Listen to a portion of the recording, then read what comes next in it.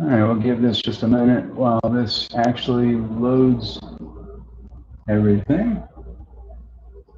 Then I'll start the show.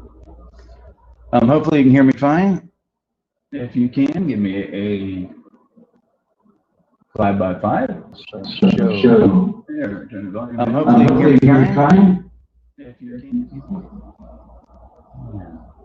5x5. That delay is going to kill me there. So we'll go back over here and turn this one up. Hang on. So we'll go back over here and turn this one. All right.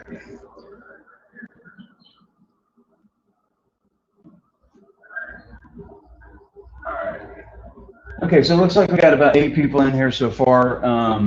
I'm going to run this video here in just a second, but it'll show the debunk that I did. I'm going to turn the echo off back here in the back.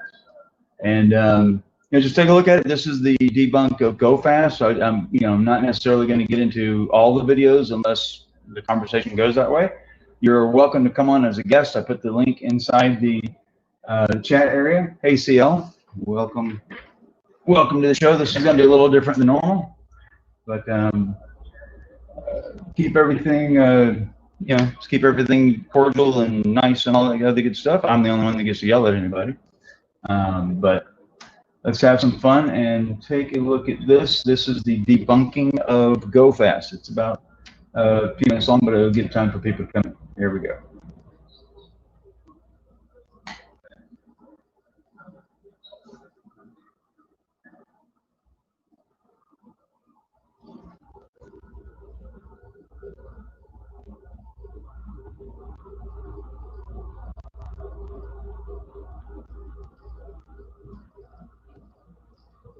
Don't hear the audio for some reason. I know I shared it. There we go.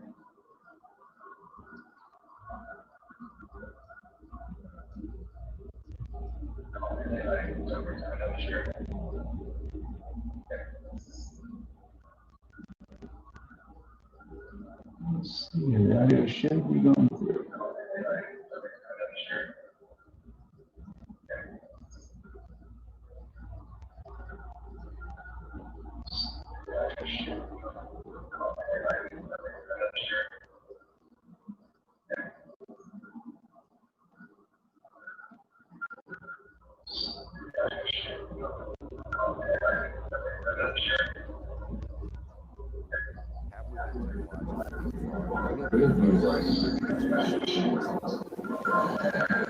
Not told you. The head of the UFO program,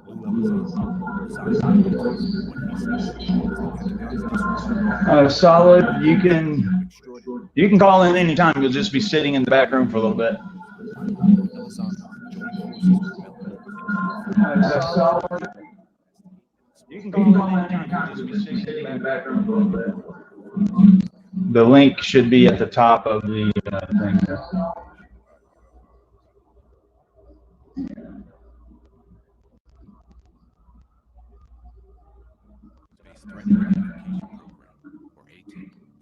And let me know if you can hear. Give me a 5x5 or whatever, so I know that I can hear you.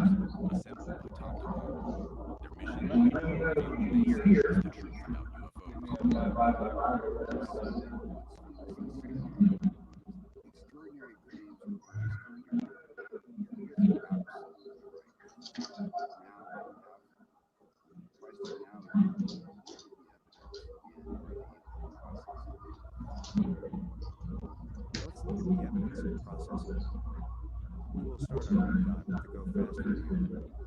To the Stars Academy claims that GoFast is an authentic Department of Defense video that captures the high-speed flight of an unidentified aircraft at low altitude by an F-18 Super Hornets high-flare forward-looking infrared system.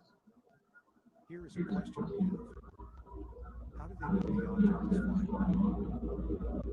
Where is the evidence that supports this claim? Lucky for us, there is enough information in the video itself to figure this out.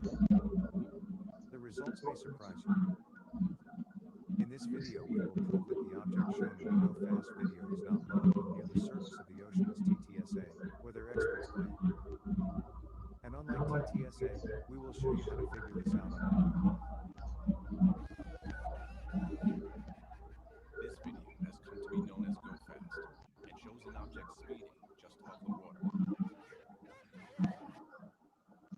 So, Jeff, we're going to play the video. I'd like your opinion on the machine, play-by-play. The native UFO videos are so potentially explosive that Ellis Allen wants Okay, can you hear anything now? what exactly they show. Play-by-play. Retired Marine Lieutenant Colonel Chris Cook spent a career fighting fighter jets. Okay, can you hear anything now? For decades. I'm gonna get to that. I don't want to give you too much.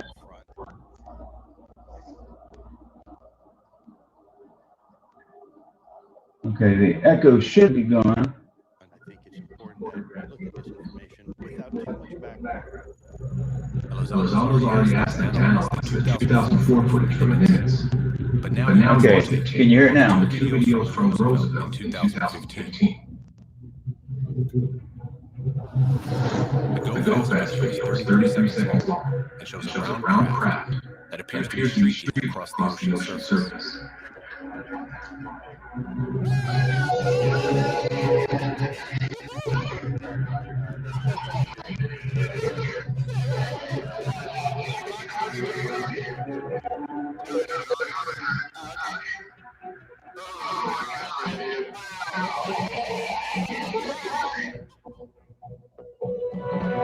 That thing is falling. That's exactly my point. It's a little less than 2/3 speed, so. But How is the craft able to fly so fast? The infrared The infrared sensor sensor the object is the object is cold. If this were some type of aircraft with a conventional conventional propulsion system, we would we definitely would see some type of heat signature. Everything we know about propulsion propulsion systems systems is is they they create create an an intense intense amount of heat. There is no There is no known known aircraft that can sail off for long without a source of lift and propulsion.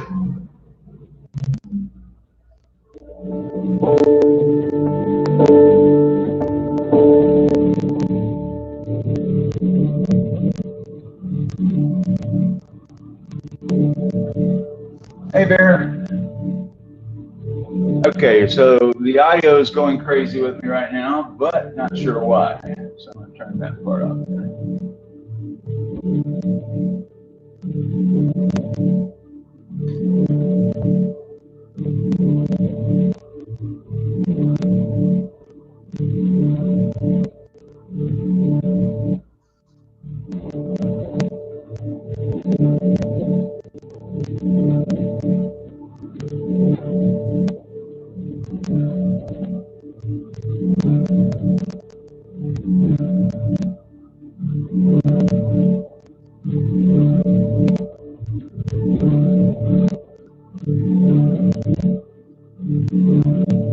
Okay, you should be able to hear it now.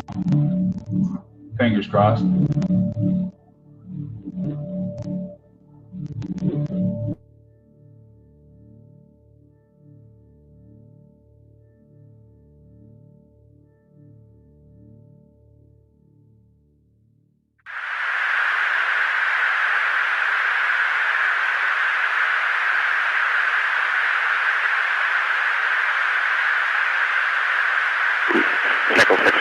When the ATFLIR boxes the target, we see it is at an initial range of 4.4 nautical miles. We can also see in the video that the target is at a 26-degree down angle from the ATFLIR pod. The screen also shows the current altitude of the F-18 is 25,000 feet. We can use this data from the video itself to determine the altitude of the object being tracked. If we know the distance to the UAP is 4.4 nautical miles, or 26,735 feet, and is at a 26-degree negative, or downward angle from the ATFLIR pod, we can then calculate that it is roughly 12,000 feet below the F-18. If the F-18 is at 25,000 feet, we can determine the UAP is at roughly 13,000 feet by subtracting the 12,000 feet from the 25,000 feet altitude of the F-18.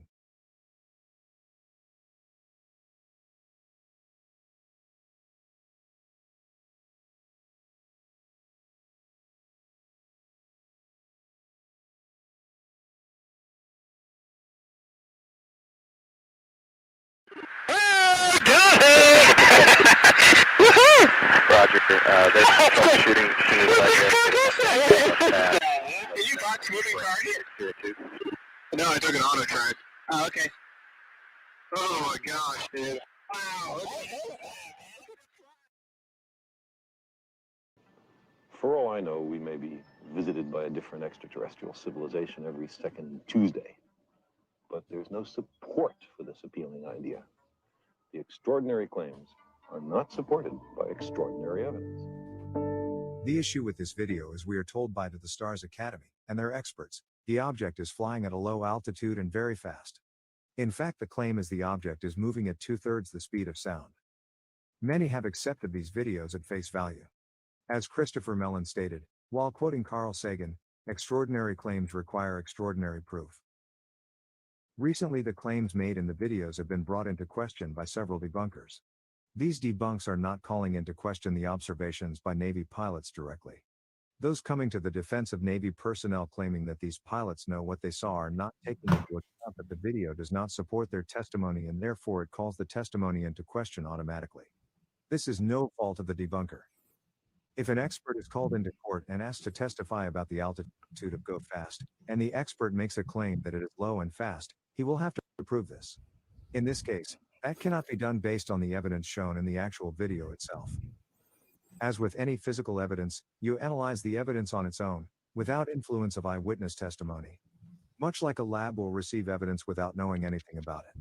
The results are not biased by anything. Then, using scientific method, you have the results verified by an independent party. If asked to determine the altitude and the speed of GoFast, anyone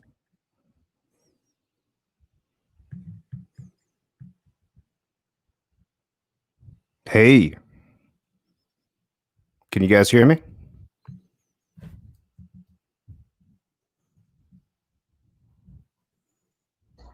Okay, I had to unmute my mic. I guess you can hear me now. I Right? can hear you now. Okay, good. Can everybody hear Solid and myself? Something in this. Good. Okay, they can hear you. Solid, welcome to the show. I appreciate you dropping by. Thank you very much, Mick. It's a pleasure to be on your show.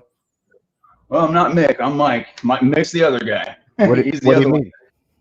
Well, you got Mick West, and then you have me. I'm Mike Turber. So people get us confused for some reason. I guess we look alike. Who's the debunker? Who's the debunker? That would be me. I'm one You're of. the debunker. I am the debunker. Okay, Mick. No, I'm Mike. Listen to me. Listen to me, okay? Sure. So you wanted to debate this this GoFast, right? We can do that. No problem. Okay. So thank you so much for having me on, by the way. I really appreciate the opportunity to talk to you. Sure. I think you have a great show here. Thank you. I want to say hello to your audience, too. Everybody here solid? Okay. Good. Can everybody hear me? Let's get some hype in the chat. Yeah, exactly. Let's get some hype going in the Come on, chat come on, for the conversation. We got some cheerleaders go. All right. So let's get this debate. So you and I had a little run-in today, if I recall correctly. Right? Yes, absolutely. Okay, so let's talk about it, right? You got some money? I've got a little bit hanging around here, sure. Yeah, you got some money, right? And you want some proof. So we got to go. I don't know how much I got on me. Well, you said you had 10,000.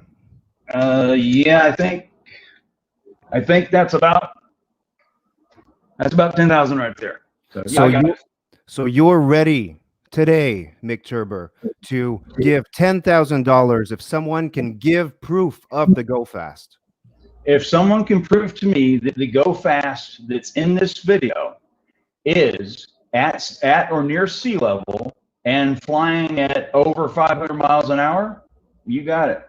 All right. Well, I have this proof. Okay. You need to put that money in escrow. Okay. I am a chef in Las Vegas, Nevada. I don't have much money, but I do have the proof. You must put the money in escrow first so that a third party can pay it out if we do get the proof. Why would I give you the proof if I can't even know that you'll pay it out?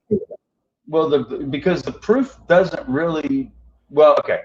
As far as me paying it out, I'm very well known in Las Vegas. Does anyone in here know me from Las Vegas? Do I have anything to do with Las Vegas? Do you have anything to do with Las Vegas? I got quite a bit to do with Las Vegas. So Oh yeah, very well known in Las Vegas. I'm on Channel 5. Yeah, yeah. If you take a look back at a video that came out on October 1st, that's the 3rd-year anniversary of the mass shooting at Mandalay Bay on October 1st of 2017. I'm the lead independent investigator from that. Oh, And, jeez. yeah, Did and you we debunk have, that too? well, I debunked almost every conspiracy theory that came out of it, whether it be the Saudis. It's great. We might have a double show tonight. Okay. Whether it be Saudis, helicopter theory, more than one shooter, Jesus Campos. As far as Las Vegas is concerned, I've got you covered on that.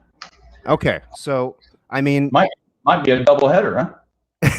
So before we get too much into that, okay? Do you understand how it makes UFO Twitter feel for you to come out and say that the Tic Tac is not real? Well, we're talking about GoFast right now. As far as Tic Tac, the GoFast Tic Tac, okay? That's fine. Well, GoFast and Tic Tac are two different things. But if you want to talk about Tic Tac, we can do that as well. But Tic Tac is a different object. So what is the obsession? Why can't the community have its Tic Tac? Why can't we just have our Tic Tac? Well, I mean, you can have your Tic Tac. I'm not sure exactly what you think the Tic Tac is. So this is my first time meeting you, other than our what we talked about earlier. I don't know your history. I'm going at this totally blind, letting you on the show with no problem, and I have no problem doing it. But I don't know what your view of the Tic Tac is. Let me know what you think the Tic Tac is. Okay, well, listen. Okay, first of all, I want to thank you for having me on the show. Okay. Sure. Okay. I think it's great. I think you got some balls, right, to let a real UFO guy on your show. You say you don't know me, but like maybe you haven't been around the UFO streets long enough to know who I am. But I'm kind of a big deal on UFO Twitter. Okay, so let's just get that out of the way. If you hang out a little bit more and spend a little bit more time, you'll know who Solid Mabs is. Absolutely. Glad to meet you. Same thing in reverse if you went to the Las Vegas thing. If you don't know me from the Las Vegas, the massacre and all of the outlays that came from that and all the news and from that, then it's basically the same thing. So either way, we're in a similar situation, but two different. Okay. So let's get the niceties out of the way, okay? Because we're here to have a serious discussion about the Tic Tac, Mick. Okay. Absolutely. Okay. So first of all. Is Mike. Mick is Mick West. I'm Mike. Who's the debunker? I thought you were debunking. Why? We're both debunkers. You're a debunker. I'm one, and he is one. We both do debunks. As far as who is West? Who is West? Mick West is another debunker. I'm Mike Turber. You have Mick West, who's also a debunker. But Mick West is more well known in this category as far as this is concerned. Okay. But the video you see here is mine. So the first angle to this debate that I would like to do with you, okay, is I kind of want to go with the emotional angle. So how dare you try to take away our Tic Tac and essentially spit in the face of Lou? Okay. Right? You don't you have any respect for our brothers in arms like Lou? I had a lot more respect for him in the beginning because a lot of my earlier conversations with him were a lot more respectful on both sides. The problem I have is that when a specific item is put out and reported to be something that it is absolutely not, I take exception to that. I'm fairly well known as far as debunking several different categories of objects, if you want to say it, whether it be in this UFO category or wherever. But as far as you're spitting in the face of Lou, okay? Lou, and Fravor. What about Fravor?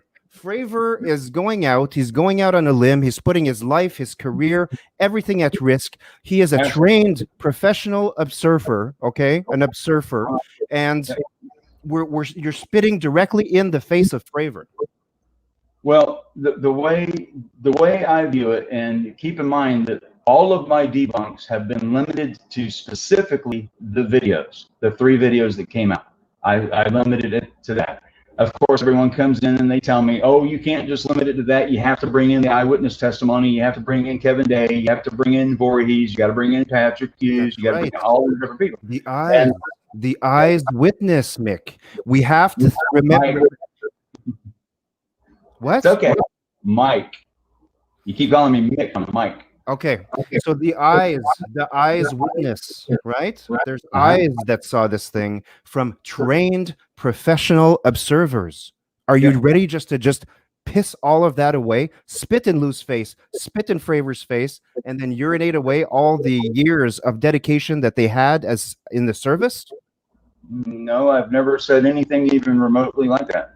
But as my video says, and as all the posts we had earlier today say, is that I'm limiting. We can talk about anything, but as far as the video of the debunk on GoFast, it's limited to the information that's provided inside the actual video itself. The video debunks itself. Given the information that's inside GoFast video, it actually debunks itself because it's not what TTSA claims it is. I don't have PTSD, okay? And the video, there is a UFO tic tac in that video. No, there's not on GoFast. Did you not hear if you listen to the pilots on the video, they say, woo, woo, yeah, right? Yeah, they captured an object moving at about 40 miles an hour, and it's not the same category. Tic Tac is its own video. It's FLIR 1 video. Tic Tac doesn't appear in any other video. How okay, if the object is not going fast, how would they be screaming, woo? Okay. Let's get straight to the point on GoFast as far as determining the altitude of GoFast. You ready? Okay. Yeah. What altitude do you believe GoFast is at? GoFast is 10 feet over the ocean. Okay. Or 100 between 10 and 100 feet. Okay. So let's bring this back up, I guess. All right. So if you look at the GoFast video, and I'm going to turn the volume down on it as best I can. I'll give it play back over here. Back to this side. So we're going to go back in the video and let's look at it. Okay, so he's about to acquire lock on GoFast. There you go. There's the tic tac. There is the tic tac. It's right there in front of us. We see the tic tac. I see the tic tac right now. Yep. What is the problem? The problem is these numbers right here. You see this number right here? 4.4 nautical miles is the range of the FLIR pod, which is taking this video of the object that you see. Oh, you can't see my cursor going around. Of the object in the video. So the object that box just locked is 4.4 nautical miles away from the F-18, which is at 25,000 feet. Do you agree that the F-18 is at 25,000 feet? The F-18. The F-18 that's taking this video. Yes. Okay. There's an F-18 that's taking this video. So yeah. I'm gonna get the full screen in here so we can see everything. Okay. There you go. Oh, what did we just hear? Got it. Woo-hoo. I've never been excited. I've seen things go very, very fast, okay? And if something going 40 miles an hour, I have never said woo-hoo. So also, I want to address, because I see people in your chat right now, they seem to not like me. Figure this out. Well, I mean, I'm not concerned about whether someone likes me or you or whatever. You and I are having a conversation. They can discuss whatever they want. Okay, but I just want to tell your chat, okay? Like I'm here. I had the guts to come on this show and put my face on this show and put my voice and come to debate, okay? So I don't want anyone from the chat giving me any kind of trouble, any kind of guff, okay? Because I have the guts to come here and you guys are just kibitzing in the chat. So I don't want to hear anything from you guys. Well, you just scored a lot of brownie points with that. There you go. Okay, so let's work on this for a second. You have an object that is 4.4 nautical miles away from that F-18. Yeah. 4.4 nautical miles, if you multiply that out to get feet, is 26,735 feet. You can do your own math or whatever. Just assume that what I'm giving you is correct, because you can actually double check. Okay. So if you actually drew a line from that F-18 down 26 degrees, which is the degree angle that it was looking down from the F-18, all the way out 26,735 feet, and actually reached that object, guess what? It's a tic-tac. It would not be reaching the ocean. It would not be anywhere near the ocean. You're going to be at about 13,000 feet in altitude. Okay, so what about the pilots? What about the trained observer pilots that give their career to as trained observers? They are flying around in $1 million jet aeroplane, okay? Right. And they have guns on that aeroplane. They have to defend. For the loadout on the Roosevelt, which is where this particular plane came from. And we know there was no weapons. Yep. 0 guns. That's what we're told. Okay. All right. Sorry, I see your chat again. I'm so sorry. I'm so sorry, Mike. Like, so the garden forgotten by time. You wonder if I smell nice? I smell delicious. Okay, I smell delicious. What a strange wonder. But I think people in your chat, are they all debunkers like you? Are they all like people that do not listen to Witness? I don't even know who the garden, whatever that name is. I don't know who that person is. So it could be somebody that came in from Twitter, or could be someone I know, and they're using a screen name I'm not familiar with. I don't see anything in there too bad, but yeah, you have your own channel, right? What's that? You have your own channel, right? Grab some of your people, bring them in, get your cheerleader crew in here. I know. No. Yeah. I am a lone wolf of UFO Twitter. Okay. Solid Mabs. Okay. And no one messes with me. Okay. Maybe you're new around the UFO Twitter streets. Okay, Mike. But I am a regular. I am a veteran of the UFO wars on Twitter. Okay. I am a veteran of the Bledsoe conflict on Twitter. Maybe you weren't around there, but I fought in the Bledsoe wars on Twitter, and I am banned by most of UFO Twitter, actually. That's another story. But now, okay, getting back to our thing. I'm banned at Mandalay Bay, by the way. Oh, not Mandalay Bay, but I'm banned at the Win for life. But okay. We'll talk about that later. Okay. So, all right, so let's establish 2 basic criteria here for the event that I discussed earlier. Apparently, you want the 10 grand. The 10 grand is yours if you can prove to me that this object is near the surface of the ocean, as TTSA says, and is moving at over 500 miles per hour. And you said you have that proof. I have it. I will get we, okay? The royal we, the people behind me, okay? We will put you in touch with the pilot, give you extra radar data. We have it all, Mike, okay? Listen here. Put that $10,000 in escrow, Mike. Put that $10,000 in escrow, and you will have the information. If you do not put that money in escrow, then you are not serious, Mike. Okay, well, let's work the information that actually is on the video given to us by TTSA. Okay, but you still have not addressed the pilots that say woohoo. Okay, they say woohoo. They capture a moving target as if that wasn't more difficult enough and kind of an achievement on its own to be able to box a moving target, as they say. They are very excited. The object is moving very fast, and it is a tic-tac coming in their direction. That's why they are excited. Okay, based on that, I'm going to make a couple of assumptions. Okay, one assumption: you're not a pilot, and you're not familiar with actual radar. Is that correct? Okay, so let's say you're correct. I'm not a pilot. Okay, so what you're looking at on this screen when we go back to the actual GoFast video is the video feed supplied inside the aircraft that the pilot or the Wizzo is looking at. And as they look at it, they have key pieces of information that are supplied to them that were also supplied to us as we watch the video. The problem I have with this is that this video has been out for a long time, and many people have looked at it, and some people don't really know the math or how to do the math to get down to figure out where this object actually is in 3D space. And this presents a small issue for some, but it's actually pretty easy to do. It looks complicated with all the goofy numbers I have on the screen there, but it's really not that hard. If you take a look at the aircraft, you see the aircraft on the screen there, kind of in the dead center of the screen. Yeah, I see it. All right. So from the aircraft, you have a pod. It's called an AT-FLIR, and it's basically forward-looking infrared.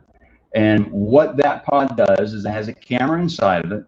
The camera's looking out, and it sees the object that we're tracking, or that they got on auto track, as he was tracking it coming across what appears to be close to the surface of the water. So the moment he acquired that lock, the rangefinder on AT-FLIR immediately tells him that it's 4.4 nautical miles away, and that it's 26 degrees down from the actual from the horizontal plane of the F-18. Let me get that video to the right spot so I can show you. I'm going to go to their video here, and I'll get to the raw video, which is at the end. Okay, so this is the video, the actual raw video that the TTSA put out. And we'll get to the part where it rolls, your favorite part where it actually gets... You have the results verified by an independent party. If asked to determine the altitude and the speed of GoFast, Nick, this is too much. This is too much. This is too much. This is too much information. This is too much information, and your chat... Your chat is taunting me right now. Okay, so hold on. What is he saying? So I am Two Bear says, look at the data beyond a woohoo. Okay, so that means that it seems that your chat and the people that you have in your community, Mike, okay, in your community, do not care about the witness statements and the pilots, and they do not care about Lou. And well, most of these people are my Las Vegas people, believe it or not. So they're actually your people. You might want to be nice to them, because I have survivors in here. So you might want to take a chill pill for a minute, because you got 2 people in here right now that were shot or shot at. So let's bring it. I'm scared? Do I look like I'm scared? I'm not worried about being scared or not. I'm just saying, just bring it down a notch, and just let's me and you talk, and kind of ignore whatever. I'm not even watching the chat right now. Yeah. Well, you should, because your community is off the rails right now, Mike, okay? We're here trying to have a civil discussion about the Tic Tac, proving that the Tic Tac is real. People in your chat do not care about Lou. They do not care about witness statements. Let's see. Math don't lie. Felipe Amper, math don't lie. Are you sure about that? Are you, if I'm not a pilot, maybe you can admit you're not a mathematician, you know?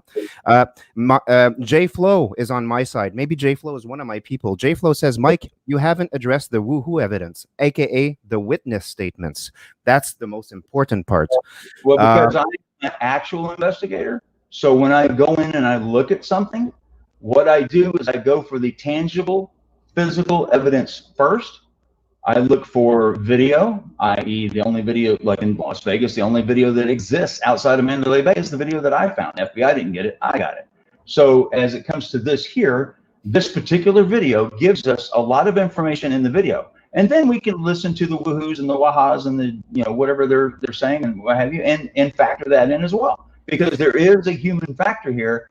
It just doesn't really play a role in this particular moment in time. We can hear the pilots. We can hear the pilots. They say, yo, okay, bro, we box a moving target. We box a moving target. Woo! Okay, but well, that's entertaining, but it doesn't give us any actual information that we can work with. I can't go into court and say, well, you know, there was a UFO there, and the guy went woohoo, and that proves it. Okay? But so we're not going to court, okay? We're not going to court. No one is going to court. I'm not doing court for a while, actually. Yeah, me either. I've probably got another 8 hours or so.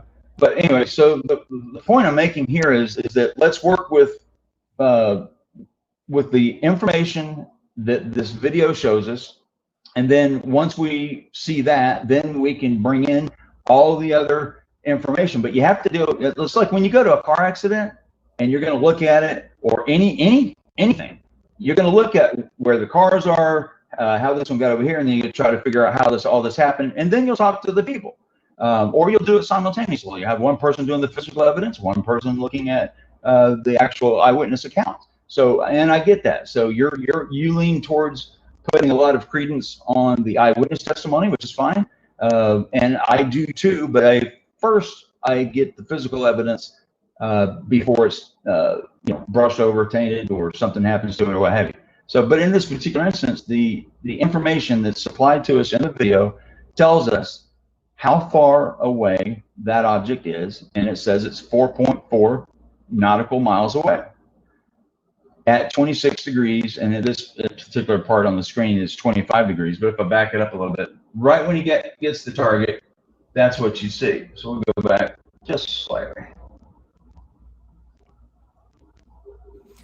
20 boxes here. All right, so we're going to go in here and let it go. I should have done the wrong video. Oh my God. So we have someone in your chat. I'm sorry. Someone in your chat just asked, who is Lou? Who is Lou? Yeah, is this a UFO show?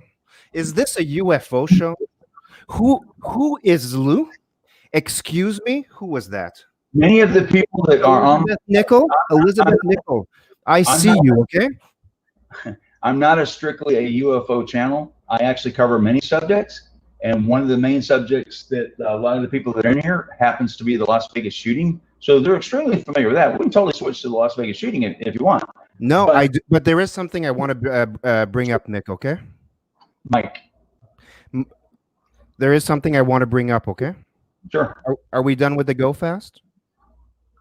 So no, because I haven't been able to finish. I'm sorry. Okay, please finish. Information I just wanted to get out, so you understood what we were looking at, and then we do whatever you want.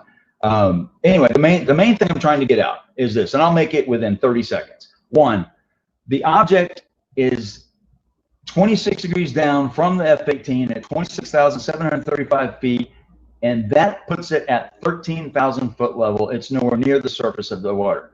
You say you have actual evidence that supports your, not theory, but you're going to probably base it as fact, that the object is at or very near the surface of the water and it's probably hauling ass. How fast do you think it's going? It's going extremely fast, because boxing a moving target takes years of training, okay? You can't just do it. Doing it manually is extremely difficult, so that thing was going extremely fast. Otherwise, they would not have been so excited. Okay. God, this is entertaining. All right. Well, the problem with that is we can't give a speed. So how fast? You said going extremely fast. How fast is extremely fast to you? Faster. I will not go woohoo if I don't feel more than at least 200 miles an hour. Woohoos at any speed less than that. Okay, so so if you do woohoo, that's 200. If you just did woo, it'd be 100. No. So we can do woohoo. Woohoo is 200 minimum. Okay, I can work with that. And okay. and it would maybe be under my breath. Okay. Well, the experts at TTSA, To the Stars Academy, they claim. Academy, thank you. Hey. Yeah. They claim. Hey, let's get some hype in the chat for To the Stars, for Tom DeLong. Thank you, Tom DeLong. Thank you, Lou. Thank you, Chris Mellon, for everything that you do. Thank you, guys, for bringing disclosure to us. Right? Let's get some hype in the chat. Hype in the chat. I would love to have disclosure. That would be awesome. I'd love to have Lou on this show, but we're gonna go. Well, let's see. I don't see anybody in there really doing anything mean right now. So let's continue. Okay. How many we got in there right now? Oh, we got 22. It's not that many. I don't know how many people you get in your show on average, but sometimes we get a lot, sometimes we don't. Anyway, so I don't normally do UFO shows, so I am going to start bringing in more of these shows and doing more of this to get the word out, so to speak. But at the same time, do you like being lied to? I think it's great. I think it's great. I want to commend you, Mick. I want to commend you on your show. You do a great show here. You run a tight ship. Your chat, okay. I'm not gonna lie. Your community, I'm not a super big fan of. Okay, I see Colin Stevens in there. I see Double K. They're asking for me to leave. They don't understand what a real debate looks like. Okay, they don't understand what a real conversation about UFOs looks like. Okay, and they probably, some of your chat and your community doesn't even know who Lou is. Okay, so I don't want to take any guff from your community. You want to tell them who Lou is, or you want me to say? Luis Elizondo of To the Stars Academy, the former director of ATIP. Let them know what ATIP is. ATIP was the Navy Tic Tac. ATIP was the Advanced Aerospace Threat Identification Program, and what that was Lou ran that program inside, we'll just say an intelligence agency. And what he did was he would go around and basically gather reports on unidentified aerial phenomena and various other things too. It wasn't just limited to that. And this particular video here that we're looking at now is called GoFast. It's one of 3 videos that Lou actually released to himself, and then before he left the Department of Defense and joined TTSA, which is ran by Tom DeLonge. Tom DeLonge created TTSA, which is To the Stars Academy, and that entity, well, he, just so everybody knows, Tom DeLonge was from Blink 182. I think most people probably know that. But anyway, and he gathered around a lot of very good, highly talented individuals. Chris Mellon obviously is one. Obviously, Lou's another. The original funding for that program came from Harry Reid through some Congress action and what have you. But anyway, long story short, that program went out around and investigated this type of material that we're looking at here. They released 3 videos. It's the first time in history that the Department of Defense has allowed videos to be released, and they have verified that the videos are authentic, they are real. They're not saying that the objects in them are any specific thing. They're not saying they're aliens. They're not saying they're what. They're just saying that the object that is in each of the 3 videos released is unidentified. They do not know what it is, or they claim that they don't know what it is.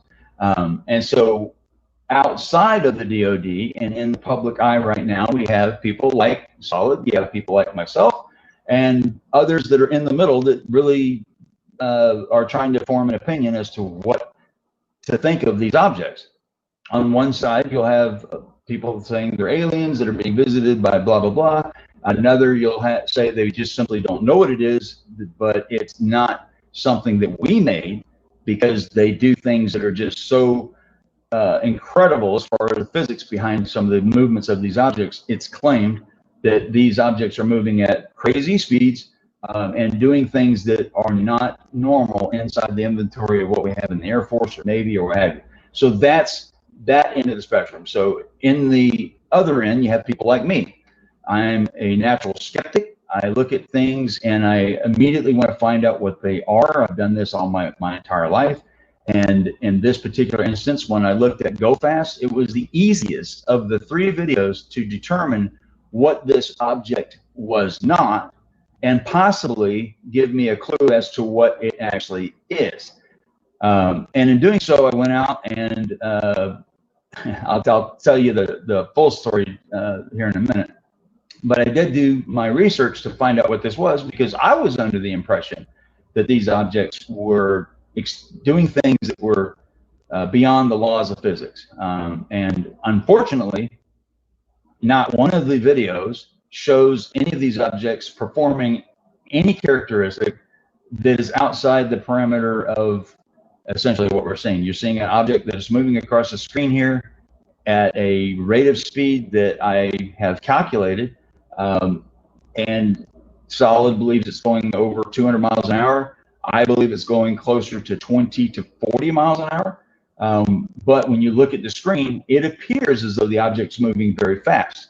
But there's a reason for that. It's because the object's not near the water. It's actually at 13,000 feet, and we can calculate that.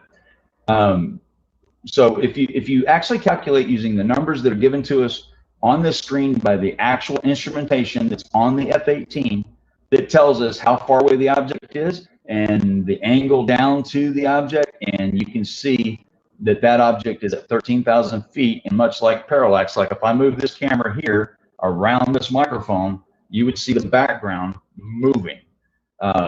And it would be moving relatively fast, and that's what we're seeing here. Imagine a ping pong ball hanging from a tree in your yard, and you walk around that ping pong ball while maintaining your focus on the ping pong ball. It's gonna, and if you only had that circular vision around it, everything would look like it's moving very fast behind it. And that's because of a thing called parallax. But in this particular case, because it's looks like it's right against the surface of the ocean, it looks like it's going much faster than it is. TTSA fell for it. The experts that they had come in to actually go on one of their shows apparently parroted that this object was moving at 2/3 the speed of sound, and all of these different things. But no one gave us any calculations. No one actually put math on a piece of paper and said, let's figure this out. And we were just told that this object is moving very fast and is at a area that's right above the surface of the water. And that was the deal on the bet here, so to speak, if you want to call it a bet, since we're both Vegas guys, was that you would need to prove to me, which I know we need to do the escrow thing, or you've got other evidence somewhere else. But based on the information inside the video itself, you can calculate exactly where that object is. I'm surprised you haven't done this yet. If you're a UFO guy and you wanted to know what this object was, wouldn't you have tried to figure that out? If you excuse me, Mike, if you knew anything, okay, if you were like, if you hung out in UFO Twitter a little bit longer, you'd know that I'm the king of the streets of UFO Twitter. I am a veteran of the Bledsoe conflict.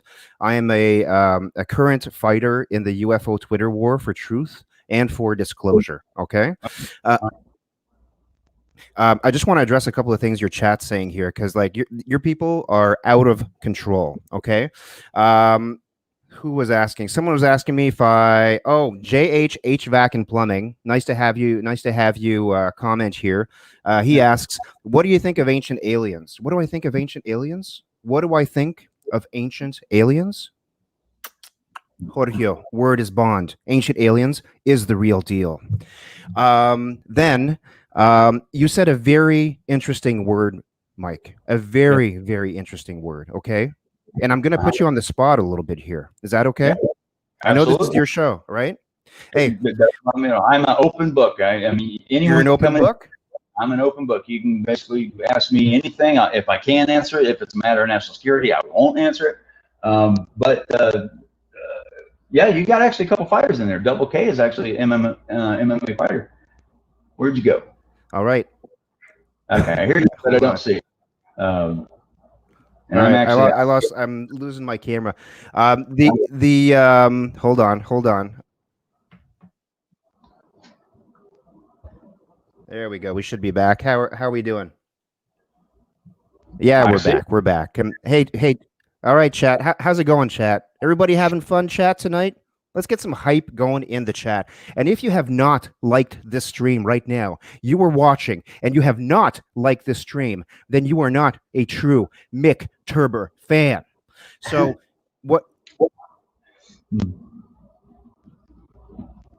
there? I'm losing you again. That's not me, I promise. All right, so all solid is in a interdimensional state. There he is. He's back. All right. Okay. So I think that hey, aren't you kind of a spook? I feel like it's a little bit of a coincidence that all my next gen gear starts to fail the second that I decide that I want to call you out on something. Yeah, that's what happens. I got your IP address and I am backdooring into your stuff right now. No, I'm not doing that at all. Couldn't do this platform. No, I'm not gonna lie. Okay, I am feeling a little bit backdoored right now. Well, there's plugs that can probably take care of that. Okay. So listen to me, okay? And you, Colin Stevens in the chat, okay? I see you, okay? Who is this guy? I am Solid Mabs of UFO Twitter. Solid Mabs. You should follow me. I am a veteran of the UFO wars on UFO Twitter, of the Bledsoe conflict. I rule the streets in UFO Twitter. You hear me? So, okay, listen to me. You said a very important word. Everybody share this too, because this is good stuff, guys, and you're not going to see this every day. So share this, get some people in here. Solid, you definitely get some of your people in here too. I'm surprised you don't have more in here. I'm a lone wolf, okay? I roll by myself. Yeah, I see you laughing, Colin Stevens. I see you laughing, okay? Solid Mabs on Twitter, okay? Let's do it mono e mono. I will take anyone on, okay, in your chat right now. I will take all of you on. You Solid Mabs on Twitter, follow me. I will take all of you on. So now, Mick, I want to put you under the gun, okay? Sure. You said an important word, okay?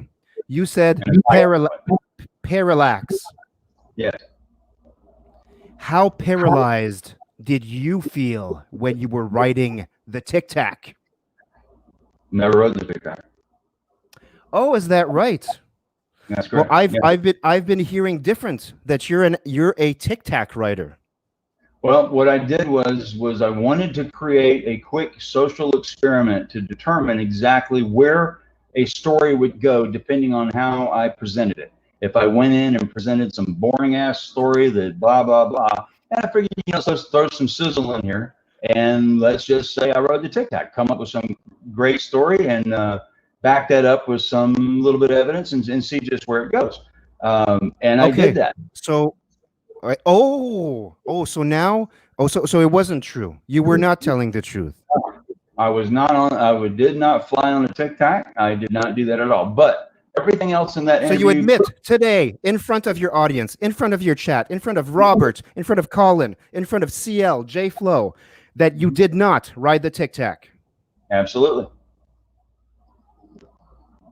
I lost your audio. So if you lied about that, how are we supposed to believe you about the GoFast? Okay, the GoFast. You said that you wrote in a Tic Tac, and now you admit you didn't write in a Tic Tac. You can't just leave it at that. You have to take our Tic Tacs away. Now you have to come for my Tic Tac.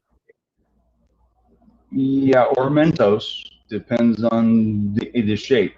But okay, so the situation is this: if people were told that if they lie or fib or they do something to fabricate a story to see a reaction, and everything they say after that point on that subject matter becomes null and void, that would be a pretty dull world to live in. Fact of the matter is that's not really how this works. But it's okay if that's how it works for you. We can operate within those bounds and basically say that everything I say from this point forward is probably a lie. Okay. Well, now I think your chat can see, your community can see, okay? You lied about being a Tic Tac driver, and now you want to take the Tic Tac away from us, from we the people, from we the people. You rode in it. That's what I said. What? I never said I drove it. There's no operation of the Tic Tac. I just said I rode in it. You just go on and it does its thing, and you get out when you get there, and you're done. Let's not play semantics, okay? Tic Tac driver, Tic Tac rider, whatever it is, okay? All right. You lied about being the Tic Tac in the Tic Tac, okay? And how are we supposed to take you to your word today, Mick, about the GoFast? The GoFast where the pilot trains observers like Lou, okay, who have dedicated their life to tracking things like the Tic Tac, and who have put their life on the risk, their life on the line to bring this evidence to us to have disclosure. Why are you, Mike? Why are you trying to take away your Tic Tac? Well, I'm kind of not trying to take away your Tic Tac, but I understand the sentiment and the meaning behind what you're saying. What I'm trying to do here is to explain that we were told something, much like I told something about the Tic Tac, and we were led to believe something, which Lou has led us to believe. And this particular object right here, we can go into all three of them if you want, but GoFast is super fast and easy to figure out because the information is inside the screen that verifies that this object is not doing what TTSA says it's doing. Now, the object is still unidentified because I can't sit here and tell you exactly what it is, even though I'm pretty damn sure I know what it is. But I'm going to go with the err on the side of caution and say, I don't know what that particular object is, but it is not the same as the Tic Tac that was from the 2004 incident. This video was taken in January of 2015, whereas the Tic Tac was November 14th, the video that we see of 2004. You can talk around it all night, okay? But the bottom line is that you're trying to take away our Tic Tac. We're trying to do disclosure with Lou, and we need the Tic Tac, okay, Mike? We cannot lose the Tic Tac. Do you understand that? Okay, then I will do whatever necessary to give you back your Tic Tac. Thank you. I'm sorry I took your Tic Tac away. I'll try to come up with some sort of ritual or something that maybe we can agree upon that would be sufficient to where I have resolved and released the Tic Tac from my body or being or my thought process or any control whatsoever and have given it back to you. Okay. Well, I see your community. Remember, community of the Mike Turber podcast, okay?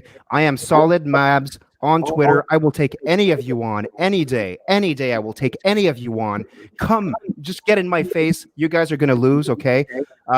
I thank you for inviting me on your show tonight, okay? I'm sorry that I had to defeat you so soundly in this debate, but I cannot let people like you come in the community and take away our Tic Tacs. So thank you so much for having me on the show. I hope you'll have me on again. I'm ready to debate you, not just your community, but you, Mick, okay? I am ready to debate you anytime, any day, on any medium, okay? In the street, if we need to. Okay. Yeah, anywhere you want. I'm not sure if that was a physical threat or not, but even if it was, it wouldn't make any difference for me because I'm also a martial artist. Tough guy. You're that could be taken multiple ways. So just let me.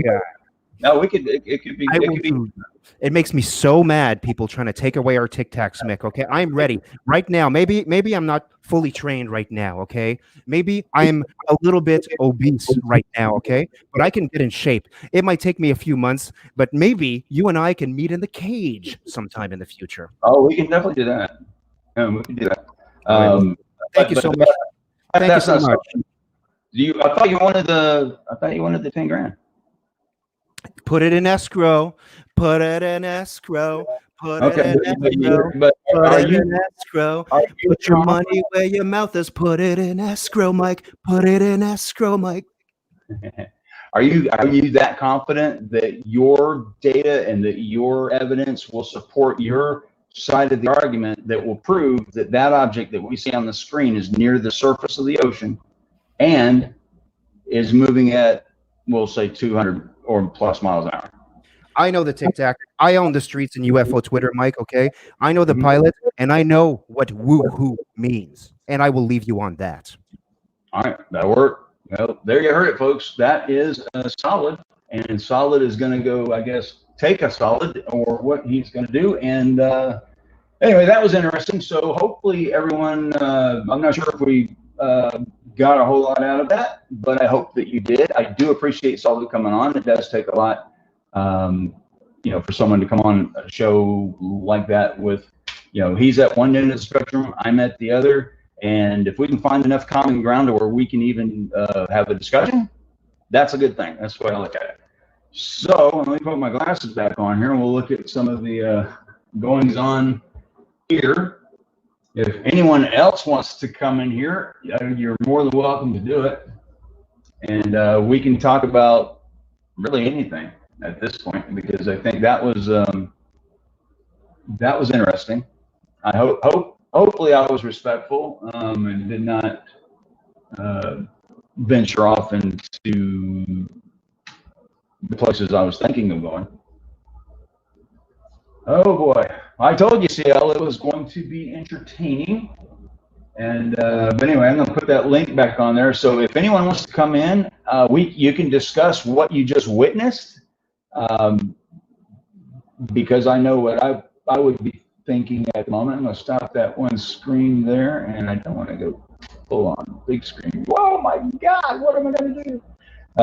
Let me grab this link down here, invite, copy the clipboard, come over here, paste it, and boom. anyone is welcome to come in right now. And if you like, click that button. That'll put you in the back room, and I will pull you in, and we can discuss A, what we just witnessed and try to figure it out. B, we can try to figure out what we just witnessed. Or C, we can try to determine what just happened. It's up to you. Or we can talk Vegas, or we can talk UFOs, whatever you like. Oh boy, there's J-Flow. J-Flow, why don't you come in here? Oh my God, there's Thumper. There's a guaranteed. Wow, we got multiple screens going. Yeah, Thumper, not so much. Yeah, JH, I don't. This guy was all over me in Twitter today. If I brought up the Twitter right now, you guys get a good indicator of what I've been going through. I posted some stuff on Twitter, and it just went nuts. And Lou Elizondo from Two Stars Academy attempted to answer my questions, and I think that might make sense if I bring Twitter on here and then pull that screen and so you guys can see what happened. Because a lot of you don't even go to my Twitter account, so you have no clue what probably has happened. And I'm share that, and we're going to bring this and kill this screen. The speed of GoFast. Anyone should be able to calculate this using the information of the video. Gone. And pull Twitter. Let's see here. Notifications. All right, so I'm going to pull this over here. And Scott Manning, I'm sure, I guess some people were in here, so you can see, let me get rid of that. You can see that I had no clue what that was going to be, so no, it wasn't planned. It was not, it is exactly what you saw. That, you know, I put the link out there, he wanted to come in. That's cool. I have no problem with that. And anyone else is welcome to come in. You've got the link there.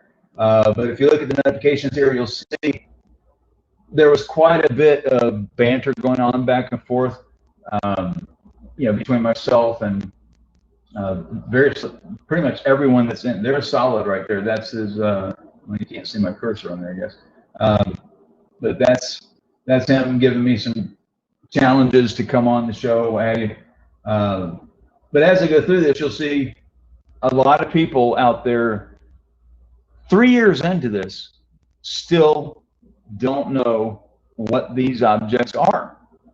And it's not that I know what they are, it's that what people have decided to make these, or make what these objects are to themselves. You know, that more power to you. If looking at these objects gives you some form of inspiration or motivation to do something good, then I'm all for it. But if it makes you attack people, go after people, and you know, do bad things, yeah, not so much. Anyway, wow. So let's see here.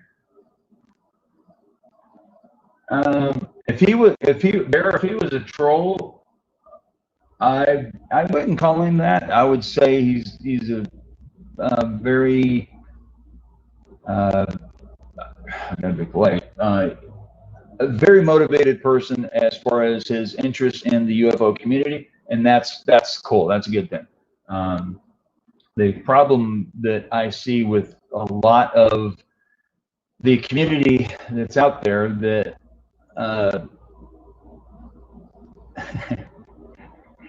God, there's really just no real polite way to say some of these things, because my mind just wants to say what I want to say, and then I pretty much have to backpedal and try to sugarcoat as much as I can. Anyway, the chances of him winning the 10,000 would be pretty low, because I don't think he actually got the concept of what I was trying to explain, is that To the Stars Academy has said that these objects, or this particular object, is doing doing two things. One is flying at a very high rate of speed. They claim it's two-thirds the speed of sound. It is not. And they claim that it's very close to the surface of the ocean. It is not. I can take two pieces of string, walk over to that board right there, and show you that the object is flying at about 13,000 feet. Mick West has done probably what I believe the most thorough series of debunking videos about this subject, way better than I have. In fact, I actually kind of stopped. I started to peer review his stuff, but then people were saying, "Oh, you're trying to be like Mick," and I'm like, "No, it's kind of a normal thing when someone does something, you come in behind them and you do the same." Well, that's all right, but you come in behind them and you kind of do the same work to see if they're accurate or not. And if they are, you say, "Yay, dude, you did awesome. Here you go." And if not, you say, "Hey, you made a mistake here, or you miscalculated this or that." That's what this is all about. So in the case of To the Stars Academy, there's a big issue. This is an organization that is led by, well, we'll say Tom DeLonge as far as that's concerned, but is led in this aspect of it, as far as UAP investigations, by Lou Elizondo. Lou Elizondo comes in with a top secret security clearance. He basically, while he was in, he ordered the videos, we'll say, to not go through the whole process, using a form called the 1910 form. It's your military form. It's for changing the classification of an item. Maybe it's a document or a video in this case. And you want to change the classification from, say, top secret to secret or to unclassified or whatever. And to do that, you're trying to set something up for release. That way you can release it either to the public or to a contractor or what have you. Now, in this particular case, these three videos were supposed to be released through Lou Elizondo to a contractor under the guise of setting up some central database that would categorize all of these objects that are being seen flying around the world, flying around military bases, and what have you. Obviously, they're flying around our carrier groups. Anyway, I'm going to try to look over here and see. Hey, Joe. Yeah, Joe Daniel wins the award of the person I've known the longest in the chat tonight. We've got some crazy stuff. Yeah, Double K. I was starting to think the same thing. My mind kind of wanders off into Flat Eartherville when the mannerisms and the things that are being discussed go that route. Not trying to diss or trying to talk down to him at all. That's the thought process I started. I had no clue what to expect when he came in, but hey, you guys got your nickels worth on that one. Anyway, long story short, this particular video, the reason why I'm harping on this video, because some people are going to watch this down the road and they're not going to necessarily care about what just happened or even what I'm saying right now. But the fact of the matter is, this object is not what we're being told. Let me get this screen out of here. We don't need to see that. We're going to go to the Stars Academy and click. So when you go to the Stars Academy and you go into their vault, which is, oh, they moved it here. Let's do the vault. I'm sure Siri says home. I'm probably going to say vault. B-A-U-L-T. Yeah. Nope. So let's do GoFast. TTSA. Wow, where'd that thing go? All right, so this is the actual page on To the Stars Academy's website that talks about the video that you guys watched at the beginning of this. And as you go through here, it will say, for historical significance, GoFast is an authentic DoD video that captures the high-speed flight of an unidentified aircraft at low altitude by an FA-18. So the very first line, the very first sentence tells you that this is an authentic DoD video, which I agree that it is, that captures high-speed flight. I don't agree that this is high-speed flight. In fact, if we went through the math and calculated it out, you would find that it's actually lower than 40 miles an hour of an aircraft at low altitude. If you consider 13,000 feet low altitude, then that's okay. But here's the issue with this. This organization gets these videos. Lou Elizondo checks the videos out to himself using the 1910 form under the guise that he's going to use the information to create some centralized database to categorize UAPs, which is unidentified aerial phenomena, and he's going to do this in such a way that can be utilized by the military, our military, or Five Eyes, which he knows what Five Eyes is, and that way they can identify these objects as they're found to see if maybe they're friend or foe, you know, and what have you. And the problem is that this particular video, and all three of the videos I have issues with, but this particular video is super easy to figure out.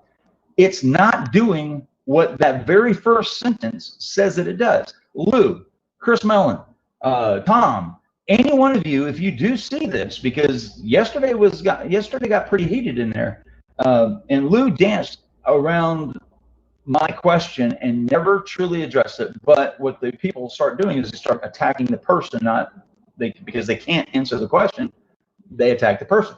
So the question is this, Lou, if you want to answer it. If you look at the very first sentence, GoFast is an authentic DoD, blah, blah, blah, blah, blah, blah, blah, of an unidentified aircraft at low altitude. It's not at low altitude. It's at 13,000 feet, 13,200 feet, or in that range. It's not flying fast. It's actually flying at less than 40 miles an hour. Now, it looks like it's doing that, but the question I have for you is, you hired all of these very well-educated and with a lot of experience, a lot of security experience, a lot of classification experience, people to come in to essentially launch to the Stars Academy on the backs of these three videos. And none of the three videos show anything doing anything extraordinary, but we're told that they're doing something. And in the video, you have your two experts come in, who I would debate with I'll debate anyone at TTSA, because it's apparent that after 3 years, if you can't figure out that your own video is showing something and you're saying it's doing something that it's not, yeah, that's a problem. That's a problem. So I'm going to ask you this. Correct this, at least this part of the video. Go to your place here where you have your GoFast video and your description of it, and correct the information that you have here, because the object is not flying low. Any person who knows how to do the most minor of math, and I can do this with strings, and I may do it, I may not. Yeah, because I don't feel like I should have to, but I will if necessary. Correct this information. I've been asking about this for 2.5 years. And I was, busy with other things, and I'm glad Mick West actually did what he did and has Metabunk. So if you have a chance, go look at Mick West, his YouTube channel, and go look at Metabunk, which is a kind of a forum that he created for debunking things. It's very well done. And this particular video, plus all the videos are pretty well debunked, and Mick did a incredible job doing that. I was, again, like I said earlier, I was going in to actually start to do the same thing, but then people say, oh, you're just following him around. But unfortunately, when you're looking at this limited amount of evidence, you really don't have a lot of ways to go. You pretty much have to do the exact same thing everyone else did. So it turned more into a peer review, and then I just stopped because everyone's giving me a hard time, which is fine. No problem.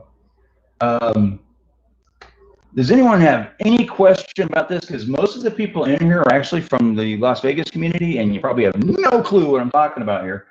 But give you a quick rundown. 3 years ago, right after Las Vegas, October 1, we had the Las Vegas shooting.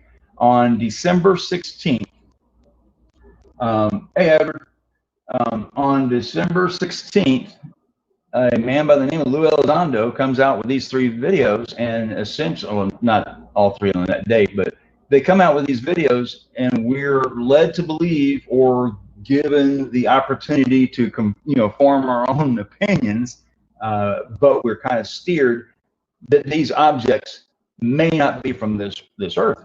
I can pull up the interviews of him on Tucker and what have you, but he actually says on there, and I should have queued those up, that when asked what he thought they were, he believes that they're not of this earth. Well, Mr. Lou Elizondo, I'm going to tell you what they are. Because for the last 3 months, I have done a super deep dive into what happened to me back in 2005. So let's back up. In 2005, I received a phone call. The phone call was from an AV specialist, and that AV specialist in the Air Force was the person who set up the briefing that was what happened after the Nimitz. Now, anyone wants to yell at me about that being true or not, I don't really care, because right after I announced that, it's funny that a month later, that information did come out in a FOIA request. But during the phone call, I did get to listen to the actual radio communications going back and forth from Princeton to Nimitz to whatever their Link 16, whatever their comlink system is. I was able to hear the comms going back and forth. Now, the person was not in a skiff.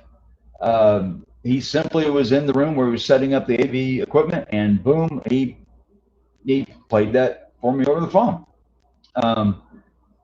He broke a big rule. Yes, I know. And I am breaking a kind of a rule now by talking about it. But at this point, so many people have talked about other evidence in this thing that I don't think anything's going to come to be a problem.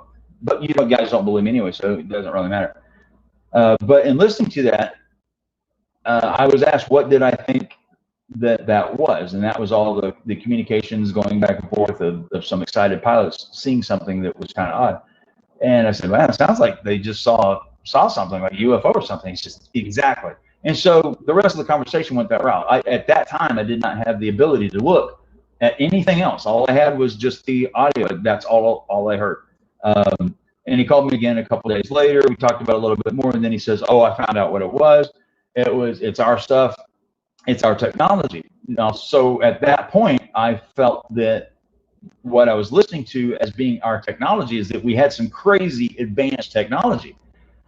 So when I first started talking about this, I was under the impression that we did have some super advanced technology, even up to the point we're using warp technology and anti-gravity and things like this.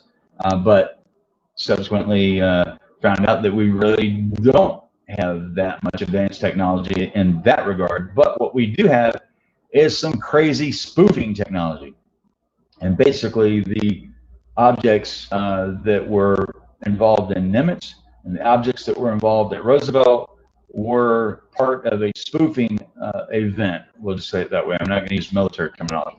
So in 2004, that was the United States Air Force utilizing the technology that they had at the time, testing spoofing technology. And what spoofing technology is to make the enemy believe they're surrounded by a whole bunch of aircraft, or make different aircraft show up, or what have you, so that they can't tell the real ones from the fake ones.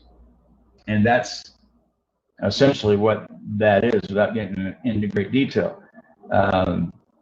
So what I feel happened that day is this. This is your soundbite.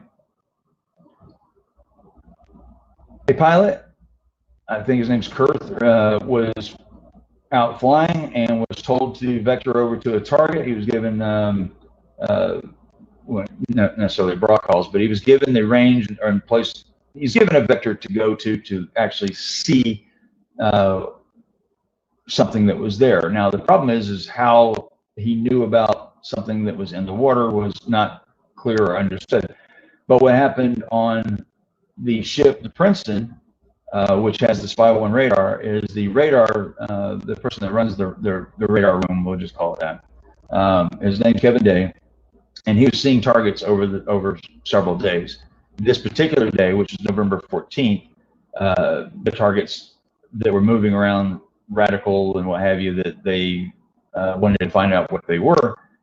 But on this day, because they had training exercises and they were going to have various aircraft in the same piece of sky that these objects were going to be in, that could be a safety concern. So they were going to vector aircraft over to where these things are to find out what they are, because they hadn't done that yet. They didn't have aircraft to be able to put in the air to do that. So the first aircraft went over to where apparently one dropped into the water or what have you. Why he was there is not very clear. But when he got there, he looked and he could see a disturbance in the water, but he didn't see Tic Tac or anything like that. And he was told that 2 F-18s are being sent to that area and he can come on back, blah, blah, blah. So he circled the area, came back, and landed. Then Commander Fravor of Black Aces flies his group, two aircraft, over to that area. And this is where the famous Tic Tac video comes from, which is not this video here. And as they get there, he looks down on the water. He can see a disturbance in the water, doesn't know what it is. And then he sees an object darting around just above the surface of the water. And this object has become commonly known as the Tic Tac, because he said it was basically the shape of a Tic Tac, but about the same size of a F-18, about 46 or so feet.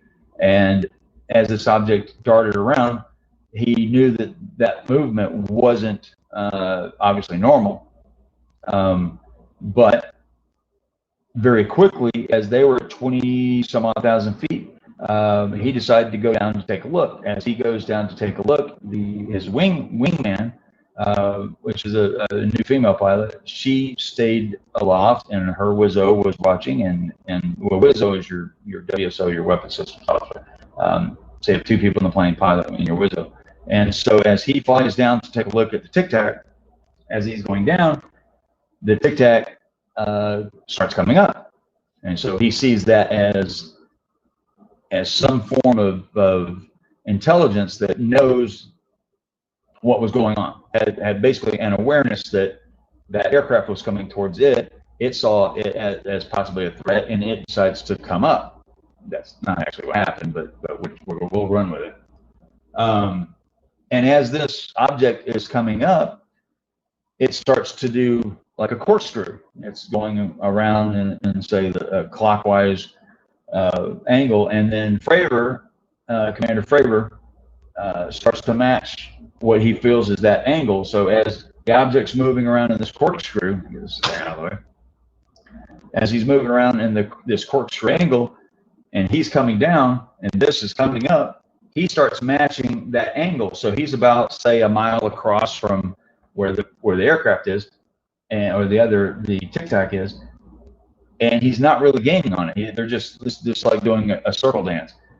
So he decides to cut that circle in half. That puts him right on top of the object, and apparently the object takes off and goes across the sky super fast, and he feels it went across the horizon in maybe less than a second or 2, but it was, super fast. It would be hyper velocity. Here's what I think happened at that moment. A submarine was launching a spoofing type balloon, and this is where it gets funny. This is where a lot of people are going to really hammer me about this. A submarine was near the surface, and that was the surface disturbance that both Caruth, I believe, Caruth, I can't remember how to pronounce it, saw, and also Fravor and his wingman saw at this location. So as the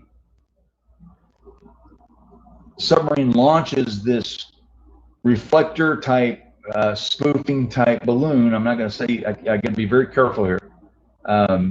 As they launch this balloon, the balloon is on a tether as it comes out, and as it basically fills, and as it's waiting to get to its filled amount, imagine someone holding a balloon underneath the water and waves or whatever action, or even the action of the submarine, making it bounce back and forth.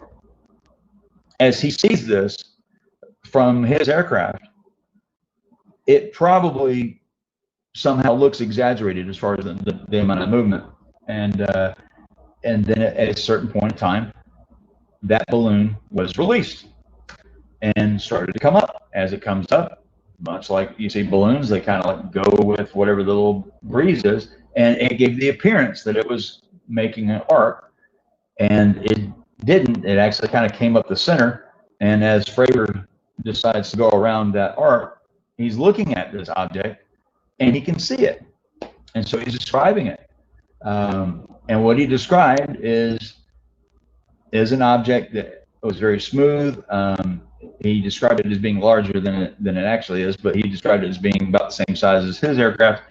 Had two appendages on the bottom, which could be KA, KB band type antennas, could be all kinds of stuff. We'll run with those two.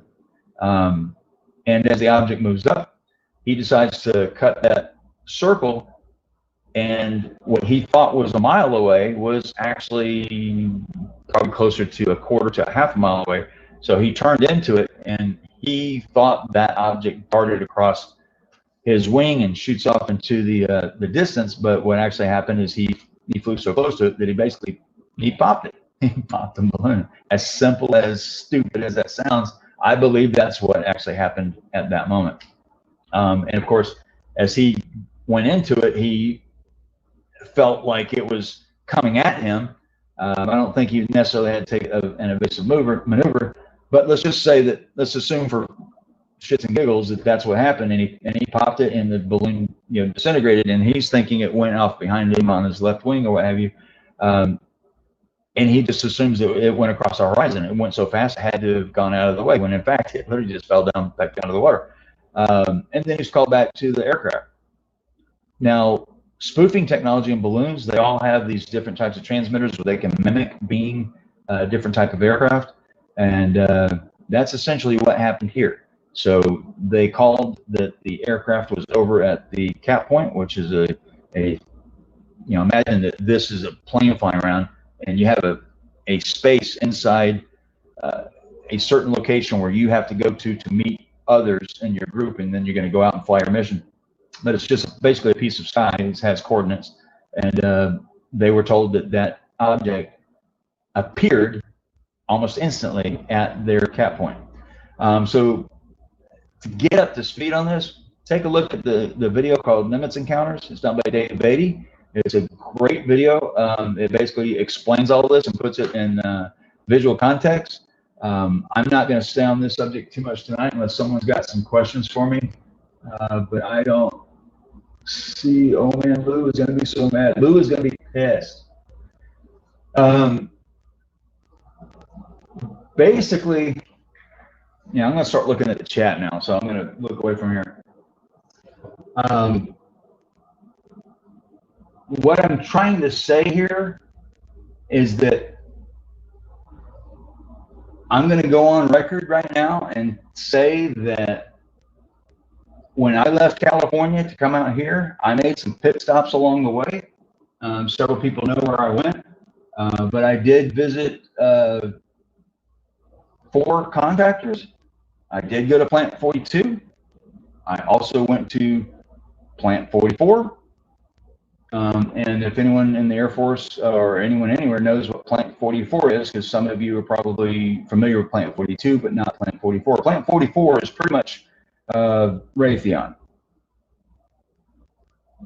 Where is Lewis? You mean Donald Lewis or Lou? So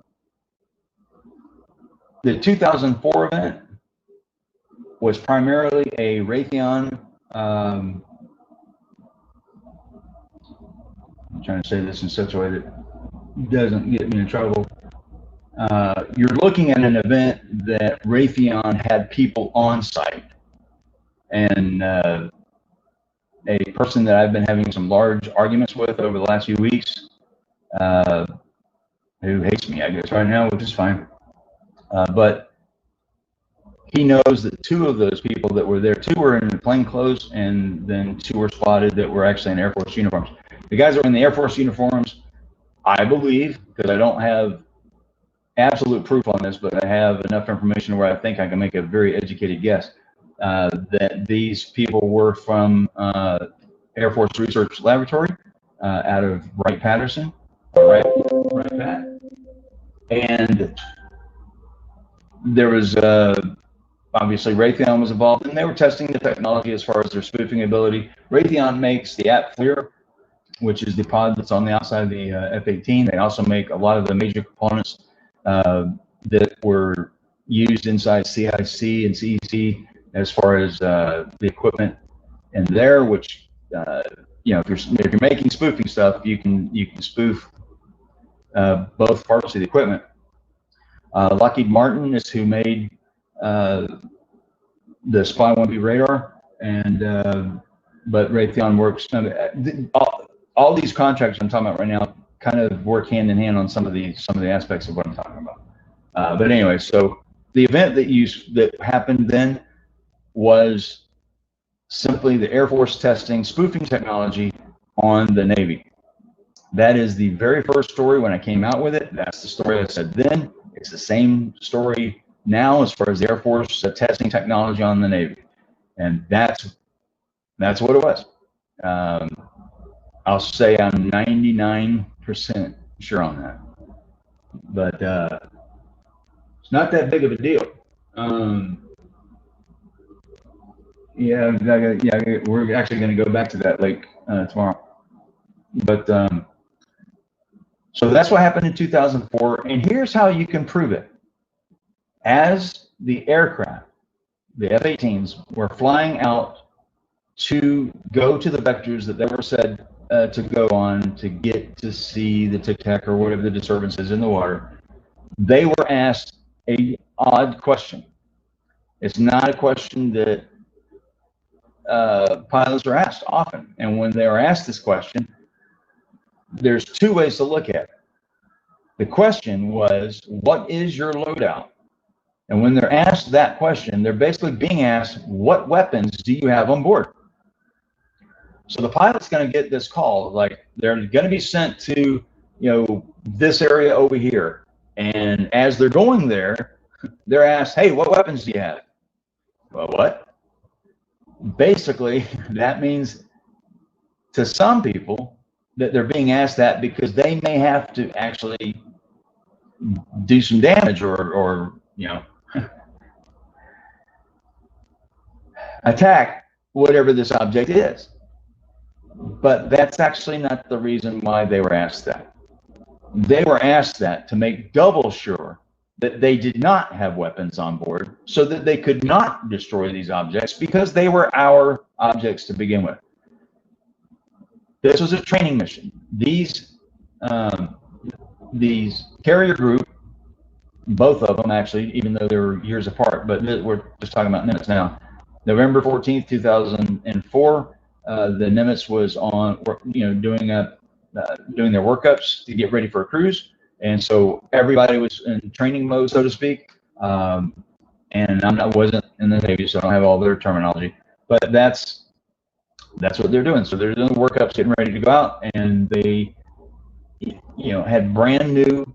Their radar was upgraded. The Spy-1B radar was upgraded on the Princeton, and that is probably the most accurate and sensitive radar, period, made anywhere in the world, is that radar.